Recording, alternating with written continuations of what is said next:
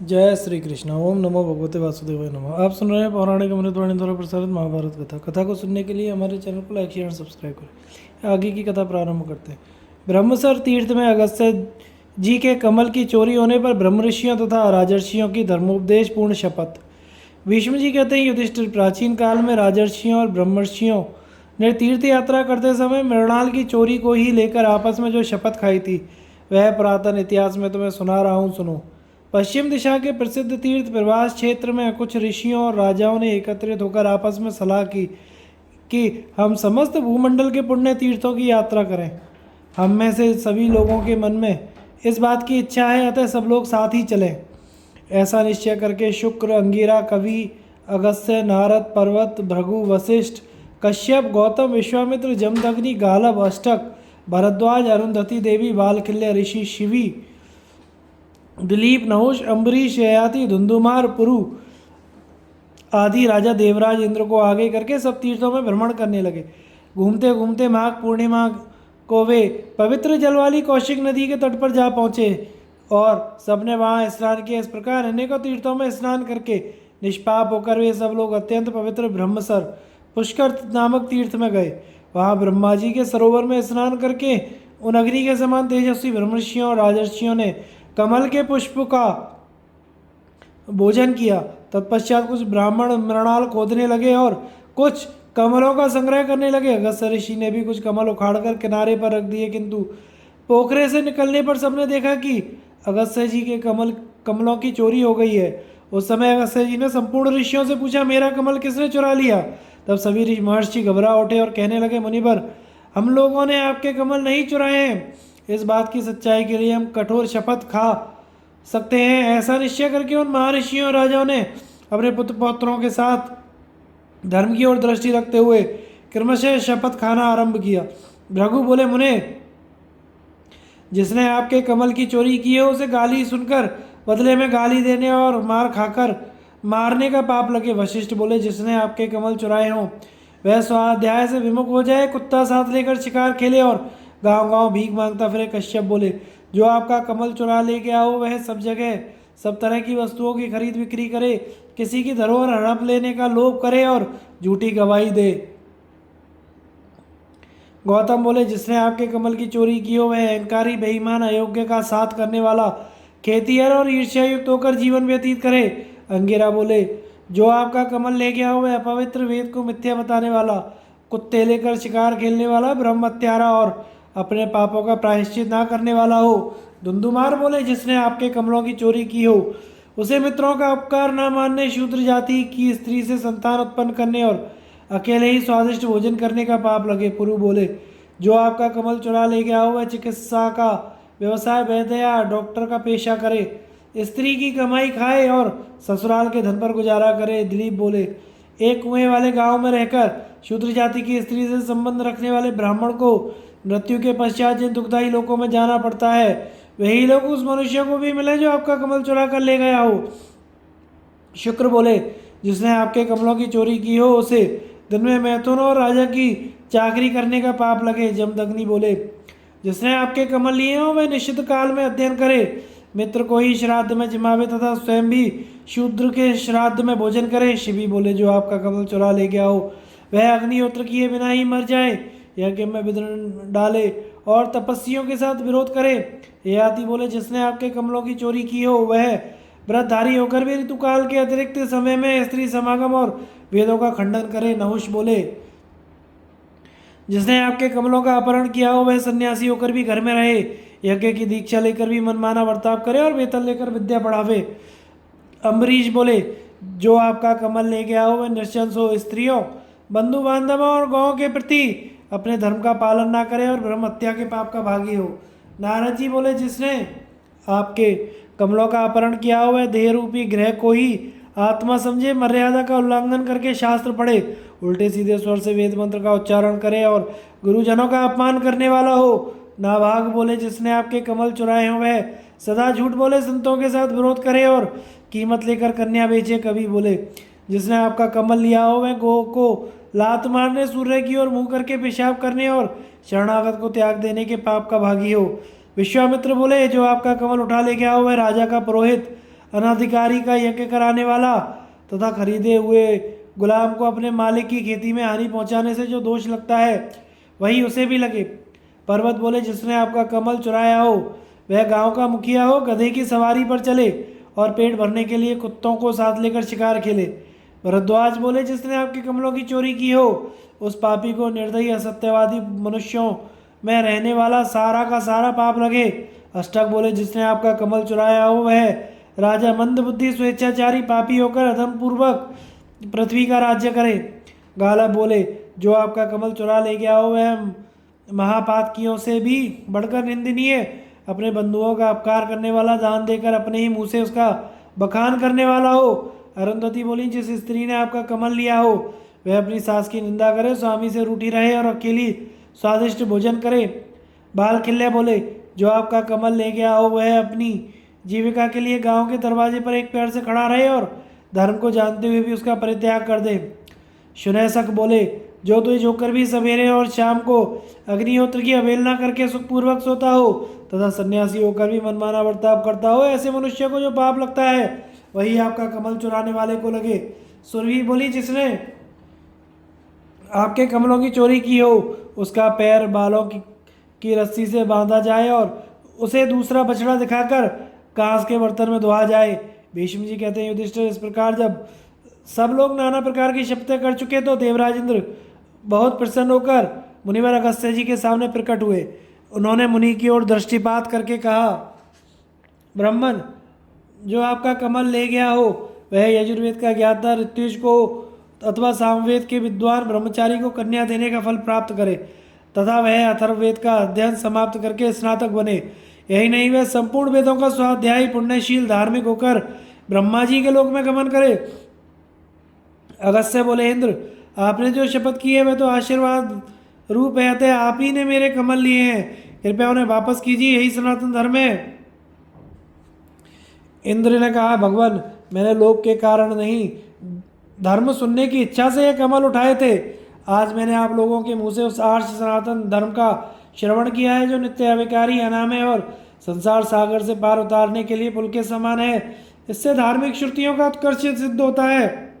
अच्छा, अब आप यह कमल लीजिए और मेरा अपराध क्षमा कीजिए। इंद्र के ऐसा कहने पर अगस्त्य मुनि ने प्रसन्नतापूर्वक यह कमल ले लिया।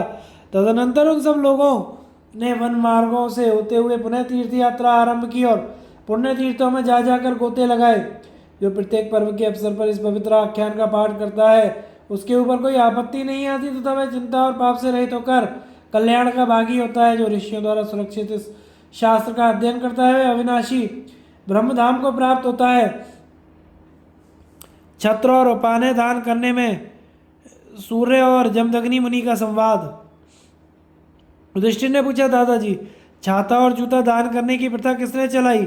मैं देखता हूँ अनेकों पुण्य अवसरों पर इनका दान किया जाता है, अतः इस विषय का यथार्थ वर्णन सुनने की इच्छा है। भीष्म जी ने कहा, राजन, छाता और उपाने जूते की उत्पत्ति तथा उनके प्रचार की वार्ता में विस्तार के साथ बता रहा हूँ। इन दोनों वस्तुओं का दान किस प्रकार अक्षय होता है तथा यह किस प्रकार पुण्य की प्राप्ति कराने वाली मानी गई हैं, इसकी भी चर्चा करूंगा। इस विषय में जमदग्नि और भगवान सूर्य का संवाद प्रसिद्ध है। पूर्व काल की बात है, एक दिन भृगुनंदन जमदग्नि जी धनुष चलाने की क्रीड़ा कर रहे थे। वे बारंबार धनुष पर बाण रखकर उन्हें फेंकते और उनकी पत्नी रेणुका उन तेजस्वी बाणों को ला कर दिया करती थी। इस प्रकार खेलते खेलते दोपहर हो गई। मुनि ने पुनः अपने बाणों को दूर फेंक कर रेणुका से कहा, प्रिय, जाओ मेरे धनुष से छूटे हुए बाणों को झटपट उठा लाओ, मैं फिर इन्हें धनुष पर रखकर चलाऊंगा। आज्ञा पाकर रेणुका चल दी। सूर्य की कड़ी धूप से उसका मस्तक गर्म हो उठा, तपी हुई भूमि पर पैर जलने लगे, अतः वह एक वृक्ष की छाया में जाकर खड़ी हो गई, किंतु उसे स्वामी के शाप का डर लगा हुआ था, इसलिए वहाँ घड़ी भर से अधिक न ठहर सकी। पुनः बाण लेने के लिए आगे बढ़ गई। जब बाण लेकर लौटी तो बहुत खिन्न हो रही थी। पैरों के जलने से जो दुख होता है उसको किसी तरह सहती भैंसे थरथर कांपती हुई पति के पास आई। उस समय महर्षि कुपित होकर बारंबार पूछने लगे, रेणुके, तुम्हारे आने में इतनी देर क्यों हुई? रेणुका बोली, तपोधन, मेरा सिर तप गया, पैरों में जलन होने लगी, सूर्य के प्रचंड तेज से आगे बढ़ने का साहस ना हुआ, इसलिए थोड़ी देर तक वृक्ष की छाया में खड़ी होकर विश्राम लेने लगी थी। यही कारण है कि आपकी आज्ञा पालन करने में विलंब हुआ, अतः आप मुझ पर क्रोध ना करें। जमदग्नि ने कहा, प्रिय, जिसने तुझे कष्ट पहुंचाया है उस प्रचंड सूर्य को आज मैं अपने बाणों से मार गिराऊंगा। भीष्म जी कहते हैं युधिष्ठिर ऐसा कहकर महर्षि जमदग्नि ने अपने दिव्य धनुष की टंकार फैलाई और बहुत से बाण हाथ में लेकर वे सूर्य की ओर मुंह करके खड़े हो गए। उन्हें युद्ध के लिए तैयार देखकर सूर्यदेव ब्राह्मण का रूप धारण करके उनके पास आए और बोले ब्राह्मण, सूर्य ने आपका क्या अपराध किया है? वे आकाश में स्थित होकर अपनी किरणों द्वारा वसुधा का रस खींचते हैं और बरसात में पुनः उसे बरसा देते हैं। उस वृष्टि से मनुष्यों को सुख देने वाला अन्न पैदा होता है। अन्न ही मनुष्यों के प्राण है। यह बात वेद में भी बताई गई है। अपने किरण जाल से मंडित भगवान सूर्य सातों दीप की पृथ्वी को वर्षा के जल से आप्लावित करते हैं। उसी से नाना प्रकार के अन्न, फल, फूल और घास पात आदि उत्पन्न होते हैं।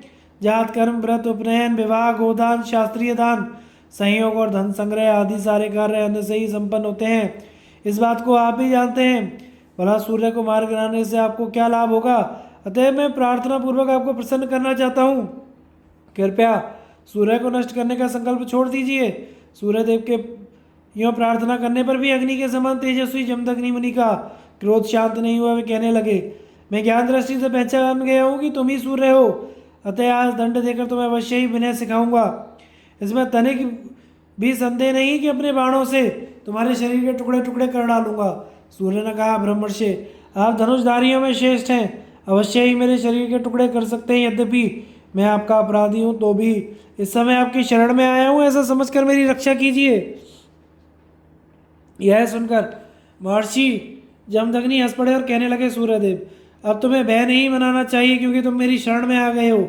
जो शरण में आए हुए को मारता है उसे गुरुपत्नी गमन, ब्रह्म हत्या और मदिरा पान का पाप लगता है। तात इस समय तुम्हारे द्वारा जो अपराध हुआ है उसका समाधान सोचो, अर्थात तुम्हारे किरणों के ताप से मनुष्य की रक्षा कैसे हो, उसका कोई उपाय बतलाओ।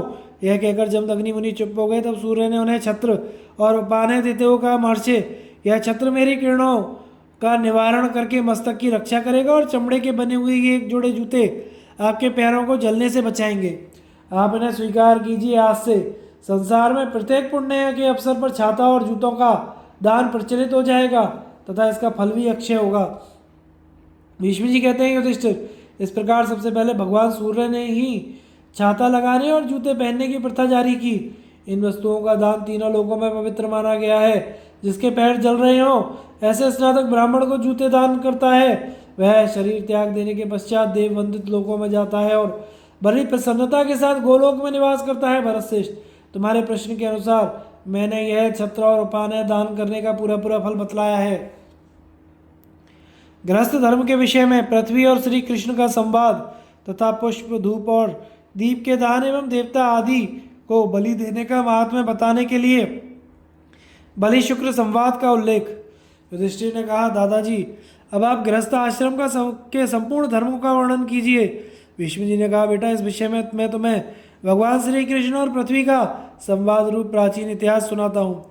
श्री कृष्ण ने पूछा, वसुंधरे, मुझको या मेरे जैसे किसी दूसरे मनुष्य को गृहस्थ धर्म का आश्रय लेकर किस कर्म का अनुष्ठान अवश्य करना चाहिए? क्या करने से गृहस्थ को सफलता मिलती है? पृथ्वी ने कहा, माधव, गृहस्थ पुरुष को देवता, पितर, ऋषि और मनुष्यों का सदा ही पूजन एवं सत्कार करना चाहिए। अब मैं इसकी विधि बता रही हूँ, सुनिए।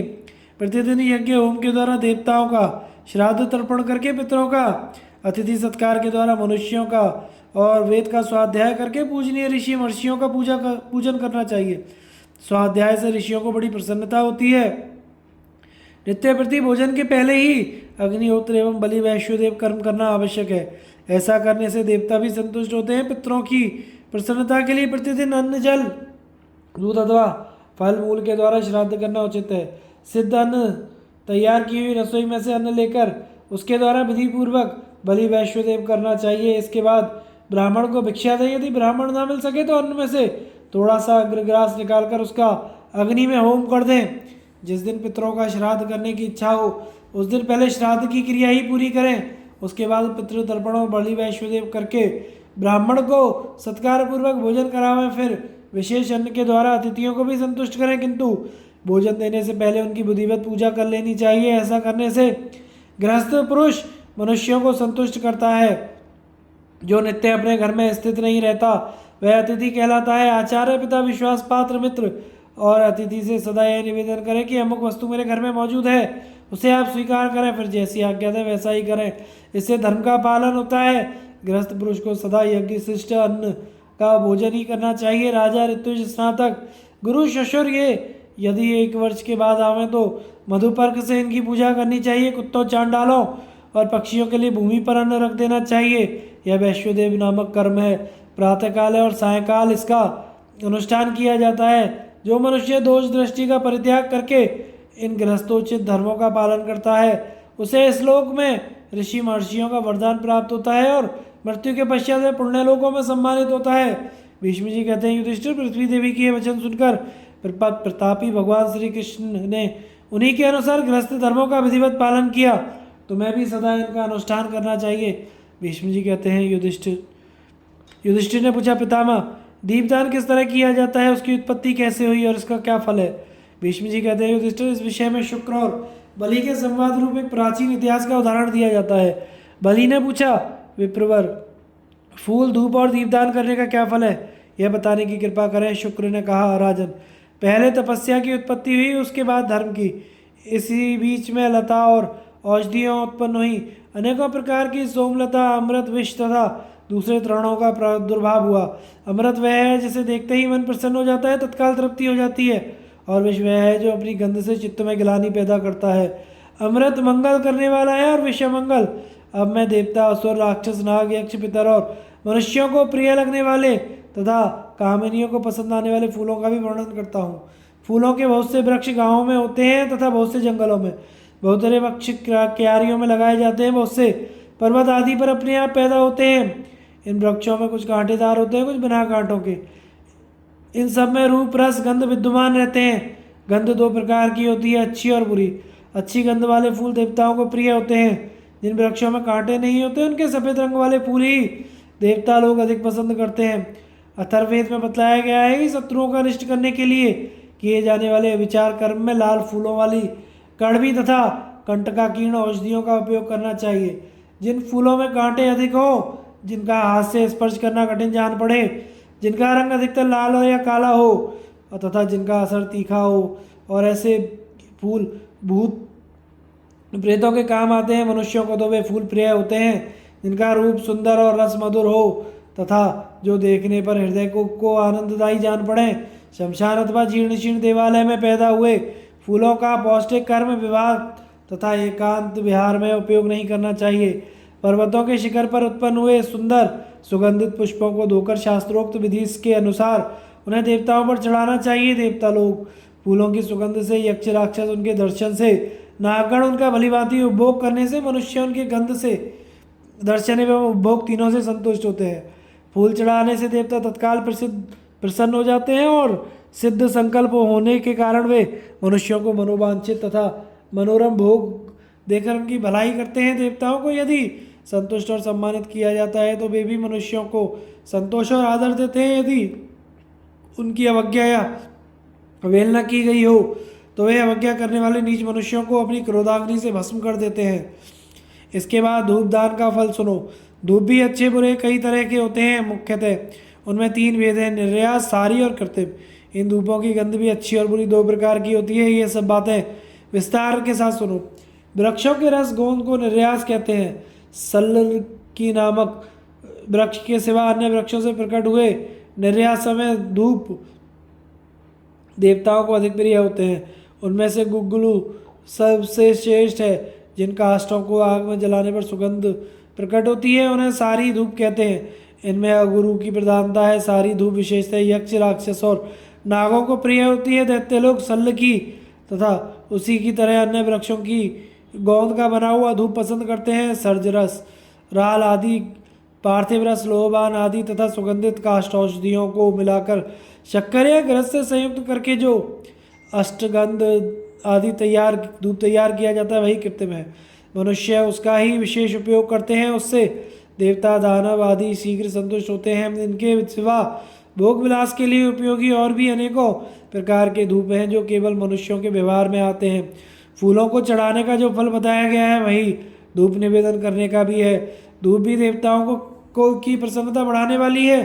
अतः दीपदान का उत्तम फल बतला रहा हूँ। कब, किस प्रकार, कैसे दीपदान देने चाहिए, इन सब बातों का वर्णन सुनो। दीपक ऊर्ध्वगामी तेज है, वह कीर्ति का विस्तार करने वाला है, अतः दीपदान करने से मनुष्य का तेज बढ़ता है।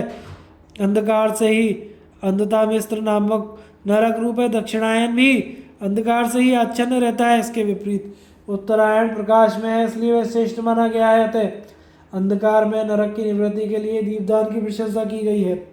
दीप की शिखा ऊर्ध्वगामिनी होती है, वह अंधकार को दूर करने की दवा है, इसलिए जो दीपदान करता है उसे निश्चय ही ऊर्ध्वगति प्राप्त होती है। देवता तेजस्वी, कांतिमान और प्रकाश फैलाने वाले हैं, अतः देवताओं के निमित्त दीपदान दिया जाता है। दीपदान करने से मनुष्य के नेत्रों का तेज बढ़ता है और वह स्वयं भी तेजस्वी होता है। दान करने से मनुष्य उन दीपकों को ना तो बुझावे, ना उठाकर अन्यत्र ले जाए, ना नष्ट ही करे। दीपक चुराने वाला मनुष्य अंधा और श्रीहीन होता है तथा मरने के पीछे नरक में पड़ता है, किंतु जो दीपदान करता है वह स्वर्गलोक में दीपमाला की भांति प्रकाशित होता है। घी का दीपक जलाकर दान करना प्रथम श्रेणी का दीपदान है। औषधियों के रस अर्थात तिल, सरसों आदि के तेल से जलाकर किया हुआ दीपदान दूसरी श्रेणी का है।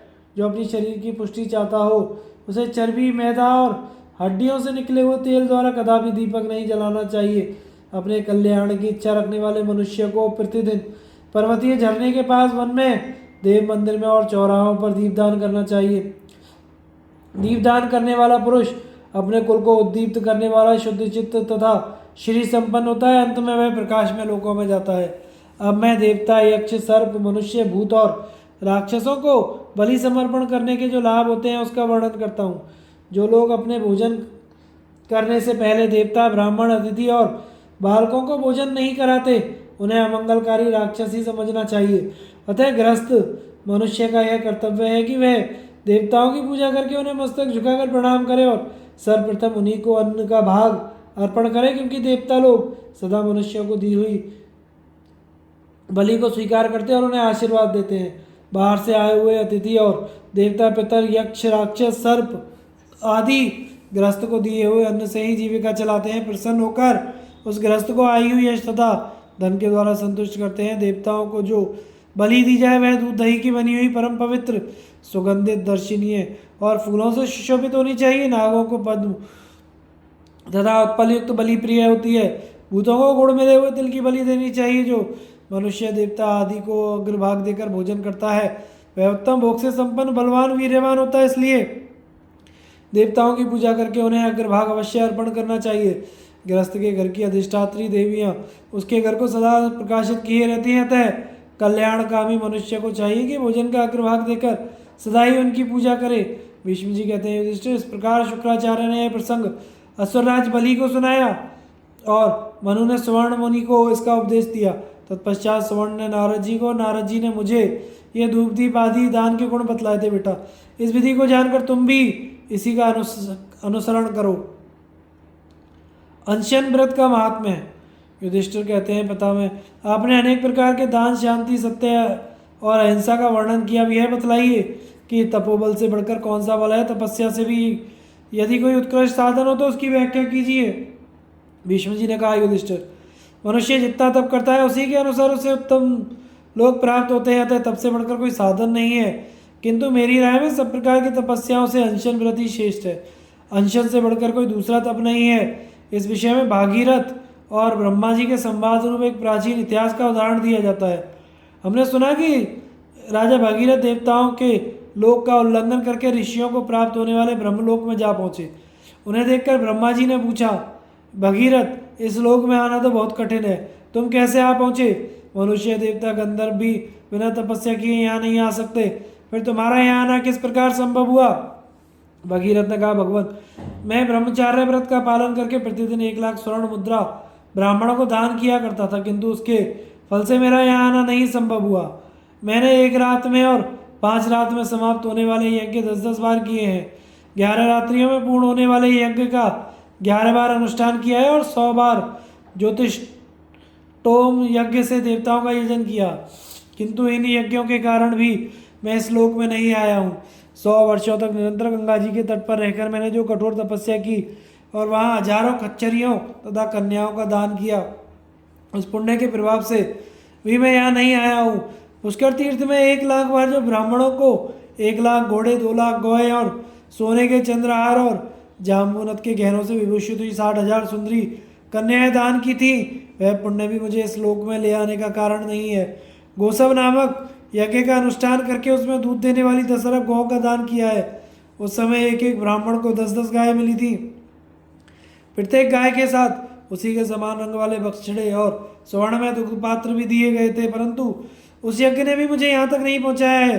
अनेकों बार सोमयाग की दीक्षा लेकर उसमें प्रत्येक ब्राह्मण को मैंने पहले बार की ब्याही हुई दूध देने वाली 10-10 गौएं और रोहिणी जाति की 100-100 गौएं दान की।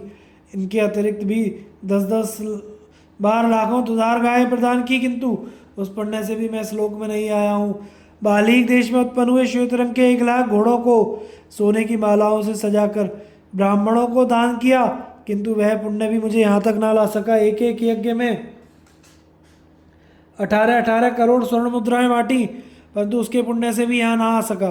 फिर स्वर्ण हार से विभूषित हरे रंग वाले 17 करोड़ श्यामकर्ण घोड़े, हरिस के समान दांतों वाले, स्वर्ण माला मंडित एवं विशाल शरीर वाले 17,000 हाथी तथा सोने के बने हुए दिव्य आभूषणों से विभूषित स्वर्णमय उपकरणों से युक्त सजे सजाए घोड़े, जुते हुए 17,000 रथ दान किए। इसके अतिरिक्त जो जो भी वस्तुएं वेदों में दक्षिणा के अंगरूप बताई गई हैं, उन सबको मैंने 10 वाजपेयी यज्ञों का अनुष्ठान करके दान किया। यज्ञ और पराक्रम में जो इंद्र के समान प्रभावशाली थे, जिनके कंठ में स्वर्ण के हार शोभा पा रहे थे, ऐसे हजारों राजाओं को युद्ध में जीतकर मैंने ब्राह्मणों को दक्षिणाओं में दे दिया, अर्थात ब्राह्मणों के कहने से विजित राजाओं को बंधन से मुक्त कर दिया। संसार के समस्त राजाओं को परास्त कर अधिक धन खर्च करके 8 बार राजसूय यज्ञ का अनुष्ठान किया, किंतु ये कोई भी यज्ञ मुझे ब्रह्मलोक तक पहुंचाने में समर्थ ना हो सके। मेरी दी हुई दक्षिणा से गंगा जी का संपूर्ण स्रोत आच्छादित हो गया, परंतु उसके कारण भी मैं श्लोक में ना आ सका। उस यज्ञ में मैंने प्रत्येक ब्राह्मण को 3-3 बार सोने के अलंकारों से विभूषित 2,000 घोड़े, एक 100 अच्छे गांव दिए। मिताहारी मौन शांत भाव से रहकर मैंने हिमालय पर्वत पर बहुत काल तक तपस्या की थी, जिससे प्रसन्न होकर भगवान शंकर ने गंगा जी की दुस्सह धारा को अपने मस्तक पर धारण किया, किंतु वह तपस्या भी मुझे यहाँ लाने का कारण नहीं है।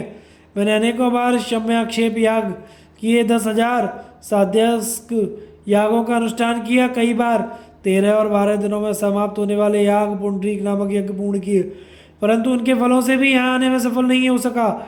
इतना ही नहीं, मैंने सफ़ेद रंग के 8,000 बैल भी ब्राह्मणों को दान किए, जिनके एक एक सींग में सोना मड़ा हुआ था, तथा अनेकों बड़े बड़े यज्ञों का अनुष्ठान करके उनमें सोने और रत्नों की ढेरी, रत्नमय पर्वत, धनदाने से संपन्न हजारों गांव और एक बार की ब्याही हुई सहस्त्रों गौएं ब्राह्मणों को दान की, किंतु उनके पुण्य से भी मैं यहाँ नहीं आया हूँ। मेरे द्वारा एक बार एकादशाह और 2 बार द्वादशाह यज्ञों का अनुष्ठान हुआ है। मैंने 16 बार आर्कायण, अनेकों बार अश्वमेघ यज्ञ किए हैं, परंतु इन यज्ञों के फल से भी इस लोक में नहीं आया हूँ। 4 कोस का लंबा चौड़ा एक वन, इसके प्रत्येक वृक्ष में सोने और रत्न जड़े हुए थे, मैंने दान किया, किंतु उसका फल भी मुझे यहाँ तक लाने में समर्थ नहीं हुआ।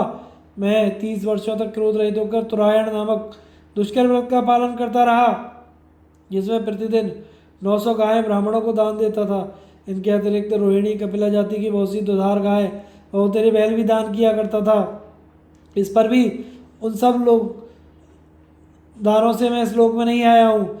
मैंने 30 बार अग्निचयन, 8 बार सर्वमेघ और 128 बार विश्वजीत यज्ञ किए, किंतु उनके फल से भी यहाँ नहीं आ सका हूँ। सरयू, बाहुदा, गंगा, नैमिषारण्य तीर्थ में जाकर 10 लाख गोदान किए, परंतु उनके फल भी मुझे यहाँ तक ना ला सके। केवल अनशन व्रत के प्रभाव से ही मुझे इस दुर्लभ लोक की प्राप्ति हुई है। पहले इंद्र ने स्वयं अनशन व्रत का अनुष्ठान करके इसे गुप्त रखा था, उसके बाद शुक्राचार्य ने तपस्या के द्वारा उसका ज्ञान प्राप्त किया, फिर उन्हीं के तेज से उस व्रत का महात्मा सब पर प्रकट हुआ। मैंने भी अंत में उसी व्रत का साधना आरंभ किया। जब उसकी पूर्ति हुई, उस समय मेरे पास हजारों ब्राह्मण और ऋषि पधारे। वे सभी मुझ पर बहुत संतुष्ट थे। उन्होंने प्रसन्नतापूर्वक आज्ञा दी, राजन तुम ब्रह्मलोक जाओ। इस प्रकार मेरे अनशन व्रत से संतुष्ट हुए इन हजारों ब्राह्मणों के आशीर्वाद से मुझे इस दुर्लभ लोक में आने का सौभाग्य प्राप्त हुआ है। इसमें आप कोई अन्यथा विचार ना करें। मैंने अपनी इच्छा के अनुसार विधिपूर्वक अनशन व्रत का पालन किया है। इस समय आपने पूछा है, इसलिए ये सब बातें यथार्थ रूप से बताई गई हैं। मेरी समझ में तो अनशन व्रत से बढ़कर कोई दूसरा तप नहीं है देवेश्वर। आपको सादर नमस्कार है, आप मुझ पर प्रसन्न होइए। भीष्म जी कहते हैं, युधिष्ठिर, राजा भगीरथ ने जब इस प्रकार कहा तो ब्रह्मा जी ने उनके विधिवत आतिथ्य सत्कार किया। इसलिए तुम भी सदा अनशन व्रत का पालन करते हुए ब्राह्मणों की पूजा करो, क्योंकि ब्राह्मणों के आशीर्वाद से इहलोक और परलोक में सब प्रकार की कामनाएं सिद्ध होती हैं। आयु को बढ़ाने और घटाने वाले शुभाशुभ कर्मों का वर्णन युधिष्ठिर ने पूछा, पितामह, शास्त्रों में कहा गया है कि मनुष्य की आयु 100 वर्षों की होती है। वह सैकड़ों प्रकार की शक्ति लेकर जन्म धारण करता है, किंतु देखता हूँ कितने ही मनुष्य बचपन में ही काल की गाल में चले जाते हैं। इसका क्या कारण है? किस उपाय से पुरुष अपनी पूरी आयु तक जीवित रहता है और क्या वजह है कि उसकी आयु कम हो जाती है? क्या करने से यश मिलता है और किस कर्म के अनुष्ठान से लक्ष्मी की प्राप्ति होती है? मनुष्य मन, वाणी अथवा शरीर द्वारा तप, ब्रह्मचर्य, जप, होम, औषध आदि साधनों में से किसका आश्रय ले जिससे उसका भला हो? भीष्म जी ने कहा, युधिष्ठिर, तुम जो कुछ पूछते हो उसका उत्तर दे रहा हूं, सुनो। सदाचार से ही मनुष्य को आयु, लक्ष्मी तथा इस लोक और परलोक में कीर्ति की प्राप्ति होती है। दुराचारी पुरुष, जिससे समस्त प्राणी डरते और तिरस्कृत होते हैं, इस संसार में बड़ी आयु नहीं पाता। अतः यदि मनुष्य अपना कल्याण करना चाहता हो तो उसे सदाचार का पालन करना चाहिए। कितना ही बड़ा पापी क्यों ना हो, सदाचार उसकी बुरी प्रवृत्तियों को दबा देता है। सदाचार धर्म का और सच्चरित्रता पुरुषों का लक्षण है। साधु पुरुष जैसा बर्ताव करते हैं वही सदाचार का स्वरूप है। जो मनुष्य धर्म का आचरण करता है और लोक कल्याण के कार्य में लगा रहता है, उसका दर्शन ना हुआ तो भी मनुष्य केवल नाम सुनकर उससे प्रेम करने लगते हैं। नास्तिक, क्रियाहीन, गुरु और शास्त्र की आज्ञा का उल्लंघन करने वाले तथा धर्म को ना जानने वाले दुराचारी मनुष्यों की आयु क्षीण हो जाती है। जो मनुष्य शीलहीन, धर्म की मर्यादा को भंग करने वाले तथा दूसरे वर्ण की स्त्रियों से संपर्क रखने वाले हैं, वे इस लोक में अल्पायु होते हैं तथा मरने के बाद नरक में पड़ते हैं। सब प्रकार के शुभ लक्षणों से हीन होने पर भी जो सदाचारी, श्रद्धालु, ईर्ष्यारहित होता है वह 100 वर्षों तक जीवित रहता है। जो क्रोधहीन, सत्यवादी, प्राणियों की हिंसा ना करने वाला, दोष दृष्टि से रहित, कपट शून्य है, उस पुरुष की आयु 100 वर्षों की होती है। जो मनुष्य ढेले फोड़ता, तिनके तोड़ता, नख चबाता तथा सदा ही अशुद्ध एवं चंचल रहता है, उसे दीर्घायु प्राप्त नहीं होती। प्रतिदिन ब्रह्म मुहूर्त में अर्थात सूर्योदय से 1 घंटा पहले जागकर धर्म और अर्थ के विषय में विचार करे, फिर शैया से उठकर शौच स्नान के पश्चात आचमन पूर्वक दोनों हाथ जोड़कर प्रातःकाल की संध्या करे। इसी प्रकार सायंकाल में भी मौन होकर संध्योपासन करना चाहिए। उदय, अस्त, ग्रहण और मध्याह्न के समय सूर्य की ओर कभी दृष्टि न डाले, जल में भी उसकी परछाई ना देखे। ऋषि लोग प्रतिदिन संध्योपासन करके ही दीर्घजीवी हुए हैं। अतः द्विज मात्र को मौन रहकर प्रातःकाल और सायंकाल की संध्या अवश्य करनी चाहिए। जो द्विज दोनों समय की संध्या नहीं करते, उनसे धार्मिक राजा शूद्रों का काम करावे। किसी भी वर्ण के पुरुष को पराई स्त्री का संसर्ग नहीं करना चाहिए, पर स्त्री सेवन से मनुष्य की आयु जल्दी समाप्त हो जाती है। इसके समान आयु नष्ट करने वाला संसार में कोई दूसरा कार्य नहीं है। स्त्रियों के शरीर में जितने रोमकूप होते हैं उतने ही 1000 वर्षों तक व्यभिचारी पुरुष को नरक में रहना पड़ता है। केशों को संवारना, आंखों में अंजन लगाना, दांत मुंह धोना और देवताओं की पूजा करना, ये सब कार्य दिन के पहले पहर में ही करने चाहिए। मलमूत्र की ओर ना देखें, उस पर कभी पैर ना रखें। अत्यंत सवेरे, दोपहर को और सायंकाल में कहीं बाहर ना जाए। या तो अपरिचित पुरुषों के साथ यात्रा करे, ना शूद्र के साथ और ना ही अकेले। ब्राह्मण, गाय, राजा, वृद्ध, गर्भिणी स्त्री, दुर्बल और बोझलुए मनुष्य यदि सामने आते हो तो स्वयं किनारे हटकर उन्हें जाने का मार्ग देना चाहिए। मार्ग में चलते समय परिचित वृक्षों और सभी चौराहों को दाहिनी ओर छोड़ना चाहिए। प्रातःकाल, सायंकाल, मध्याह्न, रात और विशेष से आधी रात के समय कभी चौराहों पर ना रहें। दूसरों के पहने हुए वस्त्र और जूते ना पहने। सदा ब्रह्मचर्य का पालन करें। पैर पर पैर ना रखें। दोनों ही पक्षों की अमावस्या, पौर्णमासी, चतुर्दशी और अष्टमी तिथि को स्त्री का समागम ना करें। दूसरों की निंदा, बदनामी, चुगली ना करें। किसी के मन पर आघात ना करें। क्रूरता भरी बात ना बोलें। औरों को नीचा ना दिखावें। जिसके कहने से दूसरों को उद्वेग होता हो, वह रुखाई से भरी हुई बात पापलोक में ले जाने वाली होती है। उसे कभी मुंह से ना निकालें। वचन रूपी बाण मुंह से निकलते हैं जिनकी चोट खाकर मनुष्य दिन रात शोक में पड़ा रहता है, अतः जिनसे मनुष्य को मर्म पर आघात लगता हो, विद्वान पुरुष ऐसे वचनों का प्रयोग नहीं करना चाहिए। बाणों से बिधा हुआ और फर से काटा हुआ वन पुनः अंकुरित हो जाता है, किंतु दुर्वचन रूपी शस्त्र से किया हुआ भयंकर घाव कभी नहीं भरता। कर्णी, नाली, नाराज ये यदि शरीर में लग जाए तो निकाले जा सकते हैं, किंतु वचन रूपी कांटे को निकालना असंभव है। वह सदा हृदय में खसकता रहता है। हीनांग, अंधे, काने आदि, अधिकांग, छंगुर आदि, अपड़, निंदित, कुरूप, धनहीन, असत्यवादी मनुष्यों की खिल्ली नहीं उड़ानी चाहिए। नास्तिकता, वेदों की निंदा, देवताओं के प्रति अनुचित आक्षेप, द्वेष, उद्दंडता, कठोरता, इन दुर्गुणों का त्याग कर देना चाहिए। क्रोध में आकर पुत्र या शिष्य के सिवा किसी को डंडे मारना अथवा जमीन पर गिराना उचित नहीं है।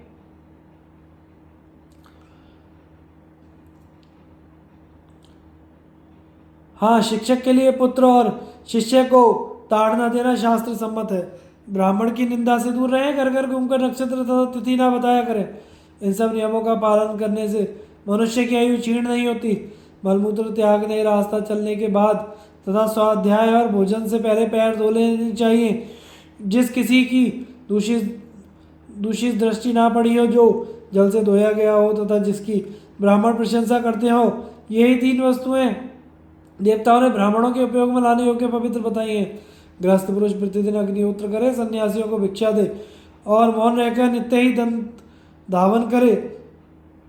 सवेरे सोकर उठने के बाद पहले माता पिता, आचार्य, अन्य गुरुजनों को प्रणाम करना चाहिए। इससे दीर्घायु प्राप्त होती है। सूर्योदय होने तक कभी ना सोएं। यदि किसी दिन ऐसा हो जाए तो प्रायश्चित करें। शास्त्रों में जिन काष्ठों का दांतन निषिद्ध माना गया है, उन्हें काम में ना लें। शास्त्र विहित काष्ठ का ही दंत धावन करें, किंतु पर्व के दिन उसे भी त्याग दें। सदा सावधान रहकर दिन में उत्तर की ओर मुंह करके मलमूत्र का त्याग करें। दंत धावन किए बिना देवताओं की पूजा ना करें और देव पूजा किए बिना गुरु, वृद्ध, धार्मिक तथा विद्वान पुरुष को छोड़कर दूसरे किसी के पास न जाएं। बुद्धिमान मनुष्य मलिन दर्पण में मुंह ना देखे, गर्भिणी स्त्री के साथ समागम ना करे और उत्तर और पश्चिम की ओर सिरहाना करके ना सोए। केवल पूर्व और दक्षिण की दिशा की ओर ही सिर करके सोना उचित है। टूटी हुई ढीली खाट पर नहीं सोना चाहिए। अंधेरे में पड़ी हुई शैया पर सहसा शयन करना उचित नहीं है। उजाला करके उसे अच्छी तरह देख लेना चाहिए। इसी तरह पलंग पर कभी भी तिरछा होकर नहीं सोना, सदा सीधे सोना चाहिए। नास्तिक मनुष्यों को के साथ काम पड़ने पर भी ना जाए, उनके साथ कोई प्रतिज्ञा ना करे। आसन पर पैर से खींचकर ना बैठे। कभी भी नंगा होकर अथवा रात में ना नहाए।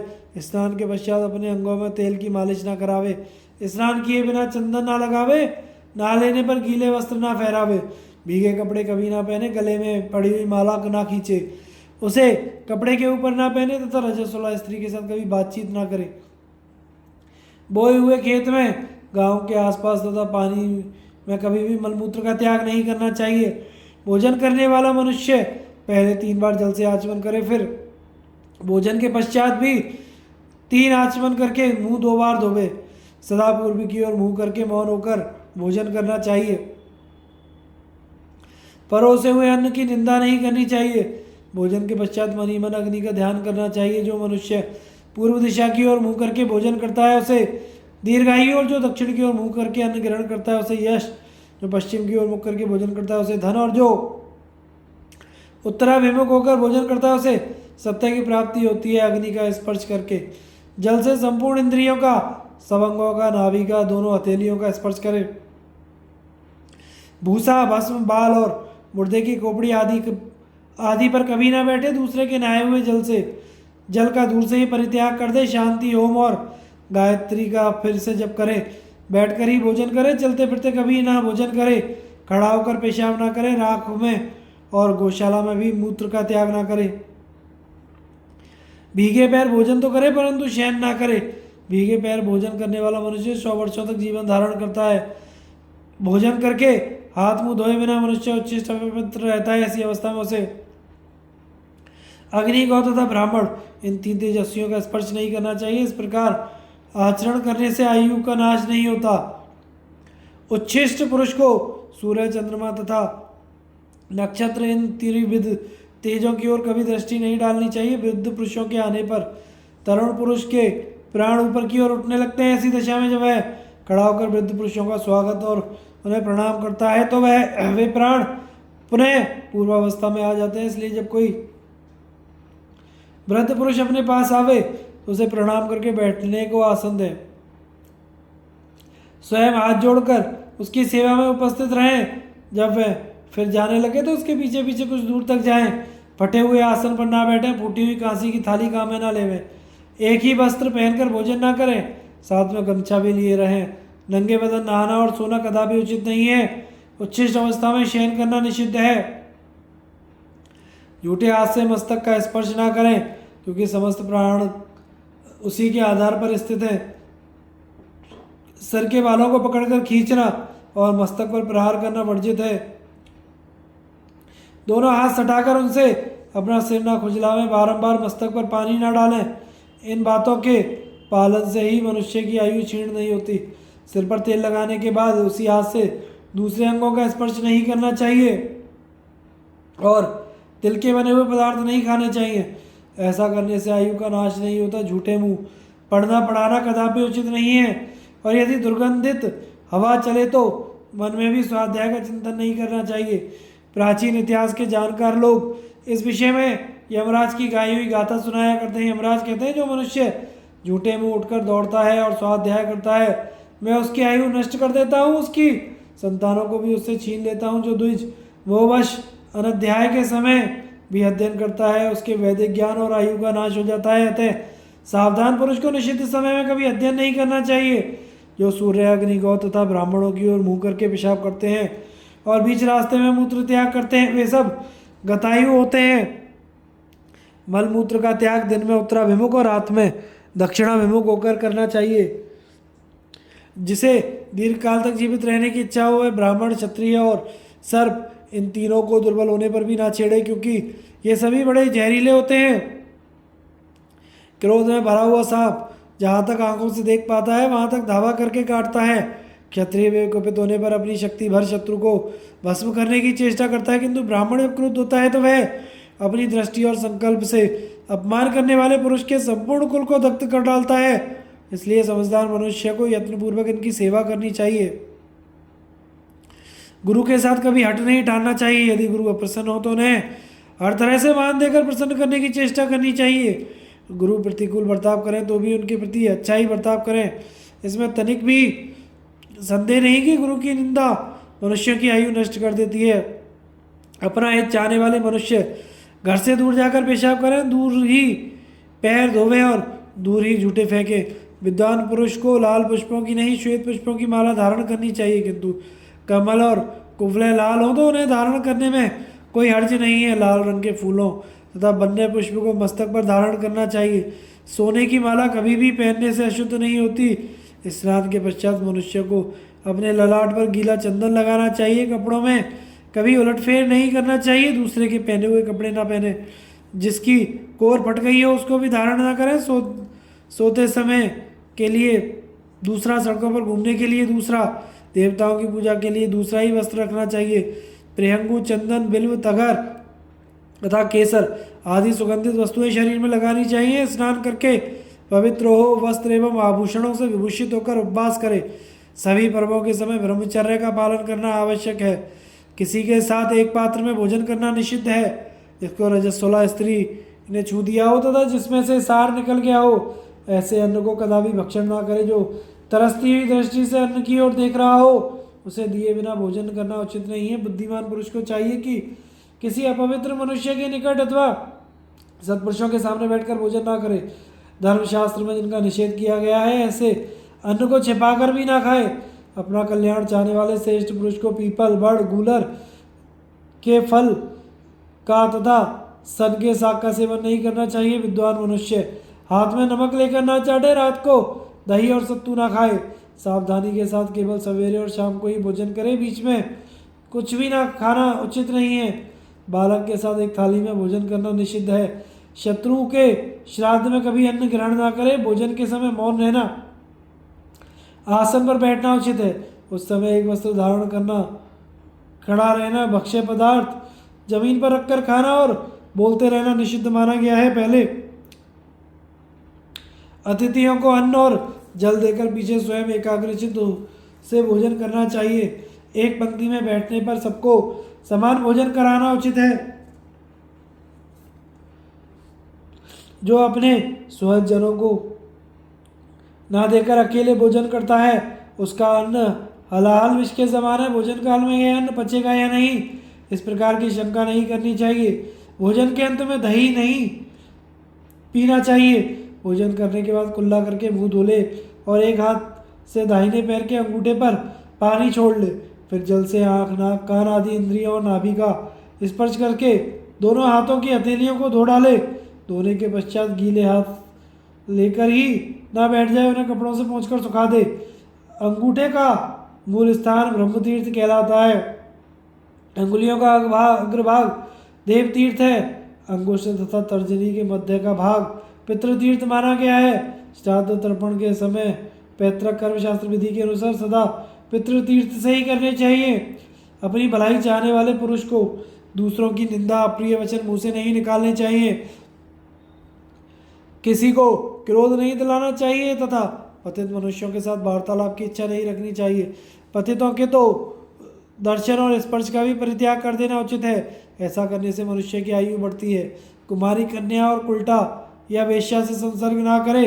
अपनी पत्नी के साथ भी दिन में तथा ऋतुकाल के समय में समागम ना करे, इससे आयु की वृद्धि होती है। अपने अपने तीर्थ में आचमन करके कार्य आरंभ करे और उसके पूर्ण होने के पश्चात पुनः 3 बार आचमन करके 2 बार मुंह पोंछ ले। इससे मनुष्य शुद्ध हो जाता है। पहले नेत्र, नासिका आदि इंद्रियों का 1 बार स्पर्श करके 3 बार अपने ऊपर जल छिड़के। इसके बाद वेदोक्त विधि के अनुसार देव यज्ञ और पितृयज्ञ करना चाहिए। अब ब्राह्मण के लिए भोजन आदि और अंत में जो पवित्र एवं हितकारक शुद्धि विधान है उसे बता रहा हूँ, सुनो। ब्राह्मण को प्रत्येक शुद्धि कार्य में ब्रह्म तीर्थ से आचमन करना चाहिए। थूकने और छींकने के बाद आचमन करने से ब्राह्मण पवित्र हो जाता है। बूढ़े कुटुंबी और दरिद्र मित्र को अपने घर पर आश्रय देना चाहिए, इससे धन और आयु की वृद्धि होती है। परेवा, तोता, मैना आदि पक्षियों को घर में रहना अभ्युतकारी माना एवं मंगल में माना गया है। ये तैलपायक पक्षियों की भांति अमंगल करने वाले नहीं होते। उद्दीपक, गृध्र, कपोत, जंगली कबूतर तथा भ्रमर नामक पक्षी यदि कभी घर में आ जाए तो शांति करानी चाहिए, क्योंकि ये अमंगलकारी होते हैं। महात्माओं की निंदा से भी मनुष्य का कल्याण होता है। महात्मा पुरुषों के गुप्त कर्म कभी भी किसी पर प्रकट नहीं करने चाहिए। पराई स्त्री के संसर्ग से सदा बचे रहना चाहिए, इससे दीर्घायु प्राप्त होती है।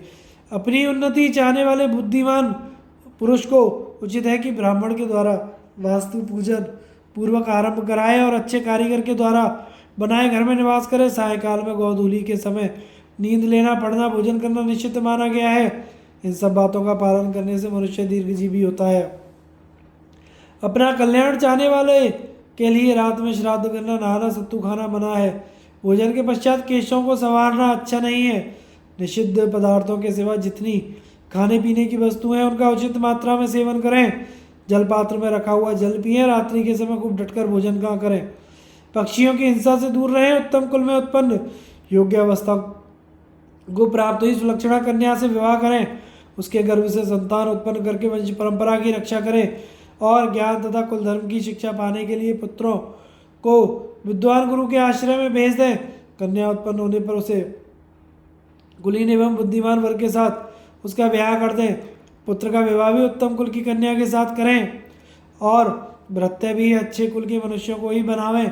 मस्तक पर से स्नान करके देव कार्य तथा पितृ कार्य करें। जिस नक्षत्र में आपका जन्म हुआ हो उसमें श्राद्ध करना वर्जित है। पूर्वा, उत्तरा, भाद्रपदा, कृत्तिका नक्षत्र में भी श्राद्ध का निषेध है।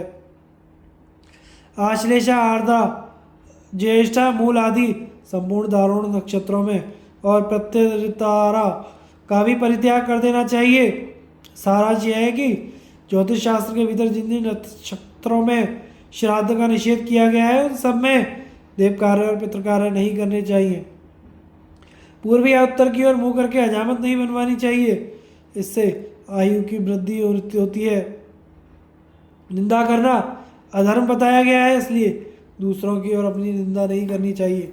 जो कन्या किसी अंग से हीन हो अथवा अधिक अंग वाली हो, जिसके गोत्र और प्रवर अपने ही समान हो, जो नाना के कुल में उत्पन्न हुई हो, उसके साथ विवाह नहीं करना चाहिए। जिसके कुल का पता ना हो, जो नीच कुल में पैदा हुई हो, जिसके शरीर का रंग पीला हो और जो कुष्ठ रोग वाली हो, उसके साथ भी विवाह करना निषिद्ध है। जिसके कुल में किसी को मिर्गी, सफेद कोढ़, राग्य, क्षमा, तपेदिक की बीमारी हो, वह कन्या भी विवाह योग्य नहीं मानी गई है। जो सुलक्षणा, उत्तम आचरण वाली, देखने में सुंदरी हो, उसी के साथ विवाह करना उचित है। अपने से श्रेष्ठ या समान कुल में विवाह करना चाहिए। अपने कल्याण की इच्छा रखने वाले पुरुष को नीची जाति वाले एवं पतित कन्या का पाणी ग्रहण कदापि नहीं करना चाहिए। अग्नि की स्थापना करके ब्राह्मणों द्वारा बताई हुई संपूर्ण वेद क्रियाओं का यत्नपूर्वक अनुष्ठान करना चाहिए। स्त्रियों से ईर्ष्या रखना उचित नहीं है। प्रत्येक उपाय से अपनी स्त्री की रक्षा करनी चाहिए। ईर्ष्या करने से आयु क्षीण होती है, इसलिए उसे त्याग देना चाहिए। सवेरे सूर्योदय के समय दिन में सोने से आयु का नाश होता है। अच्छे लोग रात में अपवित्र होकर नहीं सोते, पर स्त्री व्यभिचार करना और हजामत बनवाकर बिना नहाए रहना भी आयु की हानि करने वाला है। अपवित्रावस्था में वेदाभ्यास का यत्नपूर्वक त्याग करें। संध्या काल में स्नान, भोजन और अध्ययन वर्जित है। उस समय शुद्ध चित्त होकर ध्यान करने के सिवा और कोई काम ना करे। ब्राह्मणों की पूजा, देवताओं को नमस्कार और गुरुजनों को प्रणाम स्नान के बाद ही करने चाहिए। बिना बुलाए कहीं भी जाना उचित नहीं है, किंतु यज्ञ देखने के लिए बिना निमंत्रण के भी जाने में कोई हर्ज नहीं है। जहाँ अपना आदर ना होता हो, वहाँ जाने से आयु का नाश होता है। अकेले परदेश जाना और रात में यात्रा करना मना है। यदि किसी काम के लिए बाहर जाएं तो संध्या होने से पहले ही घर लौट आना चाहिए। माता पिता और गुरुजनों की आज्ञा का अविलंब पालन करना चाहिए। उनकी आज्ञा हितकर है या अहितकर, इसका विचार नहीं करना चाहिए। युधिष्ठिर, क्षत्रिय को वेद और धनुर्वेद का अभ्यास करना चाहिए तथा हाथी घोड़े की सवारी तथा रथ हाँकने की कला में निपुणता प्राप्त करनी चाहिए। राजन, तुम सदा उद्योगी बने रहो, क्योंकि उद्योगी मनुष्य ही सुखी उन्नतिशील होता है। शत्रु, भृत्य और स्वजन कभी भी उसका पराभव नहीं कर सकते। जो राजा सदा प्रजा की रक्षा में संलग्न रहता है, उसे कभी हानि नहीं उठानी पड़ती।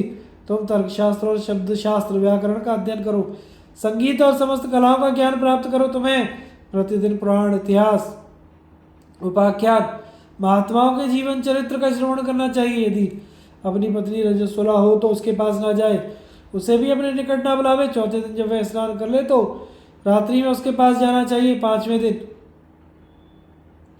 पत्नी के पास जाने से कन्या होती है और छठे दिन स्त्री सहवास करने से पुत्र का जन्म होता है। विद्वान पुरुष को इसी विधि के साथ पत्नी समागम करना चाहिए। सजातीय, बंधु, संबंधी और मित्रों का सदा आदर करना उचित है। अपनी शक्ति के अनुसार यज्ञ करके उसमें नाना प्रकार की दक्षिणा देनी चाहिए। तदनंतर गृहस्थ की अवधि समाप्त हो जाने पर वानप्रस्थ के नियमों का पालन करते हुए वन में निवास करना चाहिए। युधिष्ठिर, इस प्रकार मैंने तुमसे आयु की वृद्धि करने वाले नियमों का संक्षेप में वर्णन किया है। जो नियम बाकी रह गए हैं उन्हें तुम वेद के विद्वान ब्राह्मणों से पूछकर जान लेना। सदाचारी कल्याण का जनक और कीर्ति बढ़ाने वाला है। उसी से आयु की वृद्धि होती है और वही बुरे लक्षणों का नाश करता है। संपूर्ण आगमों में सदाचारी श्रेष्ठ बतलाया गया है। सदाचार से धर्म उत्पन्न होता है और धर्म के प्रभाव से आयु की वृद्धि होती है। पूर्व काल में ब्रह्मा जी ने सब वर्ण के लोगों पर दया करके यह उपदेश दिया था। यह यश, आयु और स्वर्ग की प्राप्ति कराने वाला तथा परम कल्याण का आधार। भाइयों के पारस्परिक बर्ताव और उपवास के फल का वर्णन। युधिष्ठिर ने पूछा, पिता, मैं बड़े भाई का अपने छोटे भाइयों के साथ और छोटे भाइयों का बड़े भाई के साथ कैसा बर्ताव होना चाहिए, बतलाने की कृपा करें। भीष्म जी कहते हैं, बेटा, तुमने अपने भाइयों में सबसे बड़े हो, अतः बड़े के अनुरूप ही बर्ताव करो। गुरु का अपने शिष्य के प्रति जैसा बर्ताव होता है वैसा ही तुम्हें अपने भाइयों के साथ करना चाहिए। यदि गुरु अथवा बड़े भाई के विचार शुद्ध ना हो तो शिष्य या छोटा भाई उसकी आज्ञा के अधीन नहीं रह सकते। बड़े के दीर्घदर्शी होने पर छोटा भाई भी दीर्घदर्शी होता है।